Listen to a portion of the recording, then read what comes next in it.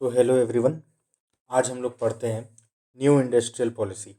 आप सबका स्वागत है इस क्लास में, जिसमें हम लोग डिस्कस करेंगे कि इंडिया कौन कौन सा इंडस्ट्रियल पॉलिसी फॉलो करता है और आज़ादी के बाद इंडिया का इंडस्ट्रियल पॉलिसी कैसे बदला। ओके, ये इम्पॉर्टेंट है इकोनॉमिक्स के व्यू से भी और बहुत सारे एग्जाम में भी पूछा जाता है। तो एक डिटेल डिस्कशन करते हैं कि ये India time to time over the period कैसे चेंज किया अपना इंडस्ट्रियल पॉलिसी। तो चलिए डिस्कस करते हैं। तो पहला क्या है, हम लोग आज क्या क्या चीज़ डिस्कस करने वाला है इसमें कि central government over the period कौन कौन सा इंडस्ट्रियल पॉलिसी रखा और पॉलिसी को कैसे चेंज किया। उसके बाद न्यू इंडस्ट्रियल पॉलिसी जो 1991 में आया उससे क्या क्या चेंज हुआ, क्या क्या रिफॉर्म हुआ। फिर हम लोग एक बार देख लेंगे कंपैरिजन कि 1991 से पहले जो इंडस्ट्रियल पॉलिसी था वो क्या कहता था और अब 1991 के बाद जो इंडस्ट्रियल पॉलिसी आया है जिसको हम लोग न्यू इंडस्ट्रियल पॉलिसी कहते हैं वो क्या बोल रहा है। और लास्ट में 1991 का जो इंडस्ट्रियल पॉलिसी है उससे हमें क्या गेन हुआ। ये चार टॉपिक आज हम लोग डिटेल में डिस्कशन करेंगे। तो पहला बात कि इंडस्ट्रियल पॉलिसी होता क्या है। इंडस्ट्रियल पॉलिसी एक कंट्री का वो पॉलिसी होता है जो ग्रोथ और डेवलपमेंट के लिए सबसे ज़रूरी होता है, जो मैन्युफैक्चरिंग सेक्टर या फिर अब सर्विस सेक्टर जिसको प्रमोट करता है। मतलब कि जो कंट्री का मेन डेवलपमेंट में, इंडस्ट्रियल डेवलपमेंट में जो ग्रोथ हेल्प करता है, क्योंकि अगर कंपनी इंडस्ट्रीज ये सब रहेगा तो ये सब एम्प्लॉयमेंट को जनरेट करता है, इकोनॉमी के लिए बेनिफिट होता है, ज़्यादा एक्सपेंडिचर होता है तो कंट्री ओवरऑल ग्रो करता है।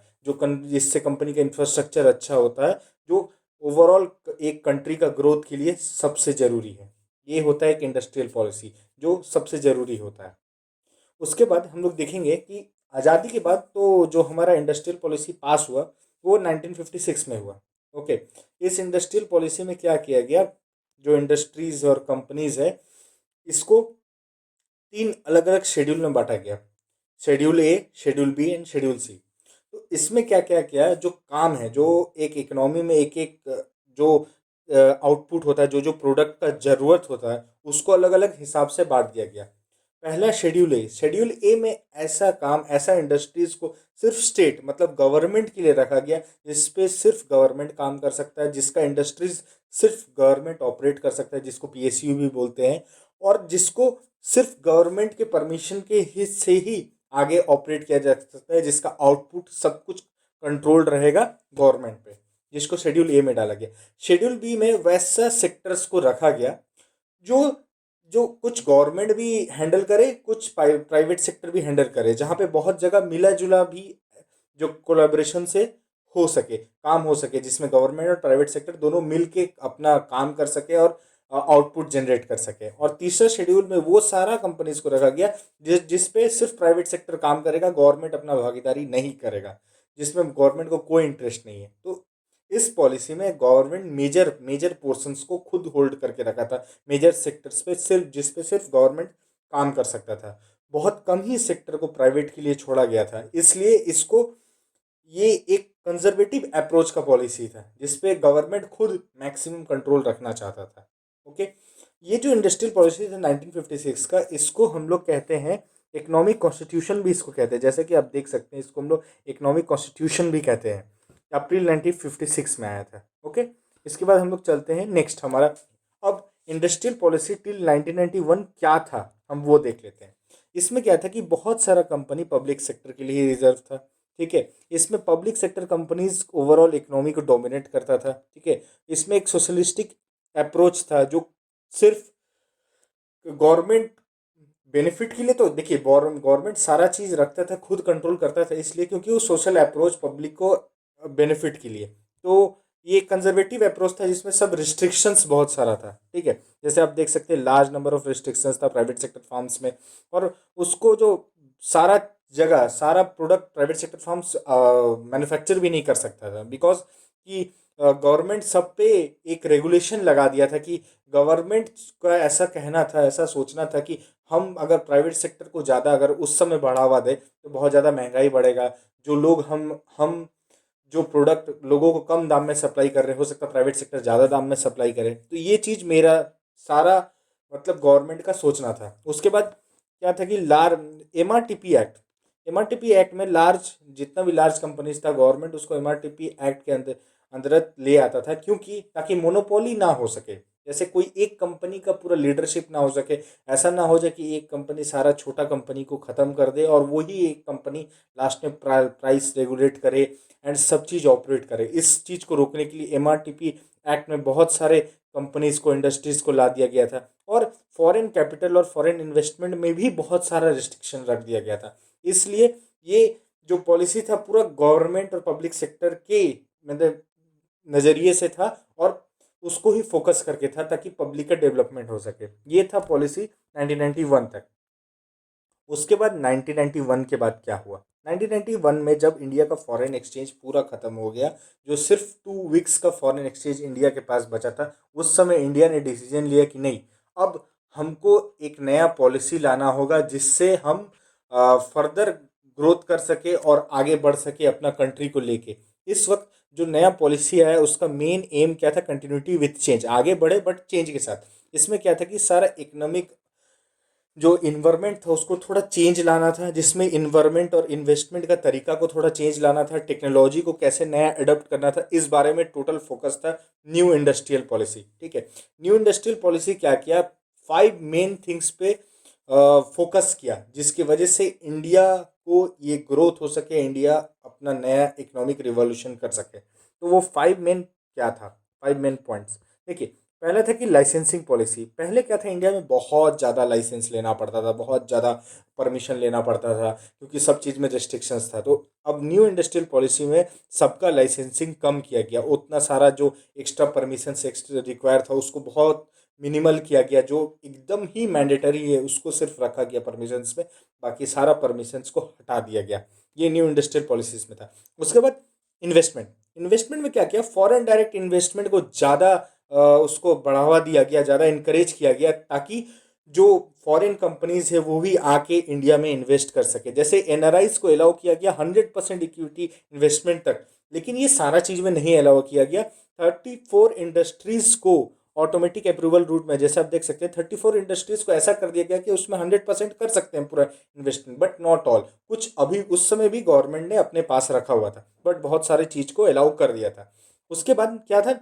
Foreign technology, latest technology. तो पहले इंडिया का क्या सोच था कि अरे नया टेक्नोलॉजी आएगा तो एम्प्लॉयमेंट चल जाएगा, बट इस 1991 के बाद इंडिया ने नया सोच अपनाया जिसमें ये कहा गया कि न्यू टेक्नोलॉजी आने से कम प्राइस में प्रोडक्ट हम पब्लिक को अवेलेबल करा सकेंगे, क्योंकि हमारा जो प्रोडक्शन कैपेसिटी है, मैन्युफैक्चरिंग कैपेसिटी है, वो हमारा इंक्रीज हो जाएगा। इसलिए फॉरेन टेक्नोलॉजी एग्रीमेंट को हमने बढ़ावा दिया। ये था हमारा तीसरा पॉइंट। चौथा पॉइंट क्या था? चौथा पॉइंट क्या था कि पहली जो पॉलिसी था उसमें बहुत सारा सेक्टर पब्लिक के लिए रखा गया था, बट जो न्यू पॉलिसी आया उसमें बहुत कम सेक्टर सिर्फ पब्लिक सेक्टर के लिए रखा गया। मतलब बहुत कम सेक्टर ऐसा रखा गया जो सिर्फ गवर्नमेंट कंट्रोल कर सकेगा, एंड मैक्सिमम सेक्टर्स को अलाउ कर दिया गया पब्लिक के लिए। तो वो सारा डिसइन्वेस्टमेंट के जरिए हुआ। और सेकंड थिंग क्या हुआ कि जो पीएसयूज था, पब्लिक सेक्टर अंडरटेकिंग्स, जो सिर्फ पब्लिक के लिए ही प्रोडक्ट्स बनाता था, उसका बहुत सारा जो जो कंपनीज लॉस में चल रहा था उसको डिसइन्वेस्टमेंट किया गया,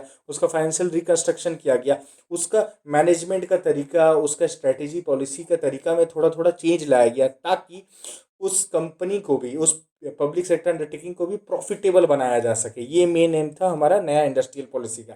उसके बाद लास्ट एक्ट था एमआरटीपी। जैसा कि मैंने आपको कहा कि पहले गवर्नमेंट क्या करता था, सारा नया कंपनी को एमआरटीपी एक्ट पे लाता था कि वो मोनोपोली का रोल में ना आ जाए। ऐसा ना हो जाए कि एक बड़ा कंपनी सारा छोटा डोमेस्टिक मैन्युफैक्चरर्स को ख़त्म कर दे और वो ही कंपनी सारा रेगुलेट करे। बट जब एमआरटीपी एक्ट आया तो गवर्नमेंट ने इसमें अपना रेगुलेशन बहुत मिनिमल रखा। ऐसा नहीं किया कि पूरा एमआरटीपी एक्ट ही हटा दिया, इसमें क्या किया, जो रेस्ट्रिक्शंस था उसको बहुत कम किया ताकि अभी भी रेगुलेशन तो रहे बट बड़ा कंपनी में उतना ज़्यादा रिस्ट्रिक्शन ना रहे। ये था मेन 5 पॉइंट जो हमने न्यू इंडस्ट्रियल पॉलिसी में इम्प्लीमेंट किया गया। अब इसके बाद हमारा न्यू इंडस्ट्रियल पॉलिसी लाने से एडवांटेजेस क्या हुआ, गेन्स क्या हुआ? देखिए, सबसे पहले हमारा पहला गेन ये हुआ कि हमारा इंडियन इकोनॉमी वर्ल्ड इकोनॉमी के लिए ओपन हो गया। जैसा कि आप सबको पता होगा कि बहुत सारा जो प्राइवेट कंपनीज है जैसे डोमिनोज, कोको कोला, ये सब सब इंडिया में बैन था क्योंकि वे सब फॉरेन कंपनीज था, इंडिया में आके नहीं कर सकता था। बट जब 1991 का पॉलिसी आया उसके बाद हमारा इकोनॉमी वर्ल्ड इकोनॉमी के लिए खुल गया। अब क्या था कि प्राइवेट कंपनीज जो दूसरे कंट्रीज़ का सक्सेसफुल कंपनीज था वो भी आके इंडिया में काम कर सकते थे, इंडिया में आउटलेट खोल सकते थे, इंडिया में मैन्युफैक्चरिंग यूनिट, मैन्युफैक्चरिंग प्लांट सब कुछ इस्टेब्लिश कर सकते थे। तो इस वजह से इंडिया इकोनॉमी और वर्ल्ड इकोनॉमी से ज़्यादा कनेक्ट हुआ फॉरेन पॉलिसी से। अब क्या हुआ, इससे फाइनेंशियल स्टेबिलिटी भी आया। फाइनेंशियल स्टेबिलिटी कैसे आया कि जब इंडिया का फॉरेन रिजर्व एकदम खत्म हो चुका था 1991 में, तब आईएमएफ के साथ डील हुआ। आईएमएफ ने कुछ फॉरेन इन्वेस्ट जो करेंसी है वो इंडिया को दिया, और इंडिया का जो मैन्युफैक्चरिंग का जो प्राइस था, ओवरऑल प्राइस, क्योंकि नया टेक्नोलॉजी आया तो मैन्युफैक्चरिंग प्राइस बहुत घट गया। अब कम प्राइस में ज़्यादा प्रोडक्ट्स मैन्युफैक्चर हो जा रहा था, तो फाइनेंशियल स्टेबिलिटी आया, क्योंकि पब्लिक का एक उतना ही, सपोज 100 रुपये में पहले अगर 5 किलो आलू ले पब्लिक खरीद सकता था, तो अब जब नया पॉलिसी आने के बाद 100 रुपये में वो 6 किलो 7 किलो खरीदने लगा, तो फाइनेंशियल स्टेबिलिटी ज़्यादा है।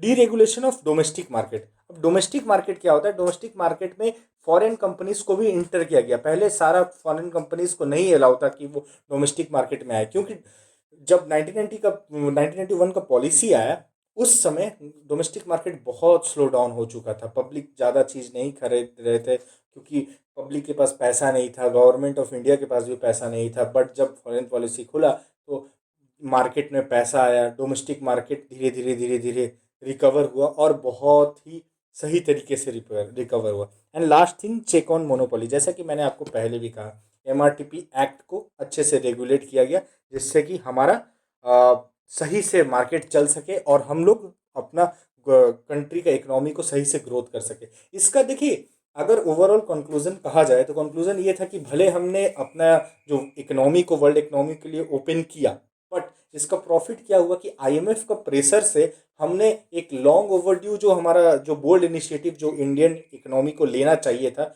वो उस आईएमएफ के प्रेशर से फाइनली इंडिया ने लिया, और बहुत सारे रेगुलेशंस, लाइसेंसिंग्स को हटाया गया। एक न्यू एंटरप्रेन्योर्स को ज़्यादा फ्रीली इंडिया में काम करने का अपॉर्चुनिटी मिला, नया एम्प्लॉयमेंट जनरेट हुआ, और लोगों को और ज़्यादा पैसा खर्चा करने का, जो मैन्युफैक्चरिंग यूनिट था, कम लोग पैसा खर्चा कर रहे थे। तो ये सारा बेनिफिट हुआ, और बहुत सारे इंडस्ट्रीज़ में इक्विटी 100% इक्विटीज़ भी हिला हुआ। तो इससे क्या हुआ कि हमारा प्राइवेटाइजेशन भी बहुत ज़्यादा इम्प्रूव हुआ। डिसइन्वेस्टमेंट की वजह से पीएसयूज भी अच्छा ऑपरेट करने लगे, और हमारा जो ओवरऑल इकोनॉमिक था ये सही तरीके से ग्रोथ करने लगा। तो ये था हमारा इंडस्ट्रियल पॉलिसी 1991, जिसको हम लोग न्यू इंडस्ट्रियल पॉलिसी भी कहते हैं। तो थैंक यू एवरीवन, ये था आज का क्लास।